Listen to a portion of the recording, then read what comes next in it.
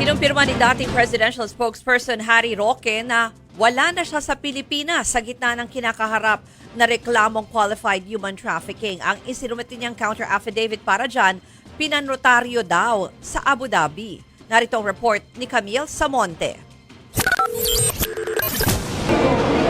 Hindi pa rin nagpapakita si Attorney Harry Roque sa Department of Justice para sa preliminary investigation ng human trafficking complaint laban sa kanya. Kaugnay yan ang pagkakasangkot umano ni Roque sa illegal na Pogo Hub na Lucky South 99 sa Porac, Pampanga. Ayon kay Chief State Prosecutor Richard Anthony Fadulyon, tanging abogado lang ni Roque ang nagsumite ng counter affidavit niya. Sa Abu Dhabi raw ito pinanotaryo noong November 29. Sa kabila nito, hindi pa raw sigurado kung magagamit ng panel of prosecutors ang isinumite ni Roque na counter affidavit. Hindi ibig sabihin na tatanggapin nilang kaagad ng panel yan. Kasi number one, wala siya sa jurisdiction ng aming panel dito sa Pilipinas.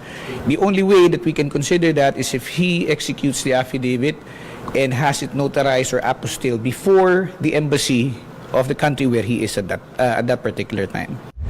Magpapatawag naman ng clarificatory hearing ang DOJ para alamin kung personal nga bang humarap at nanumpa si Roque sa Embahada ng Pilipinas sa UAE. Magigipag-ugnayan din ng DOJ sa Bureau of Immigration para makuha ang detalye ng paglabas sa bansa ni Roque.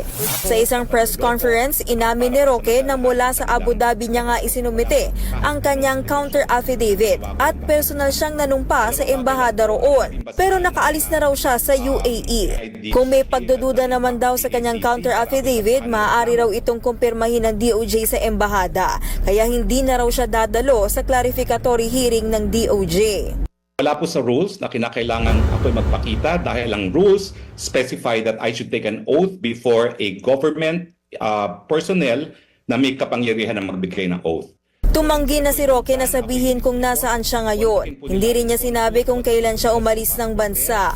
Nasa ilalim ng Immigration Lookout Bulletin si Roque, pero hindi ibig sabihin nito ay bawal siyang umalis ng bansa.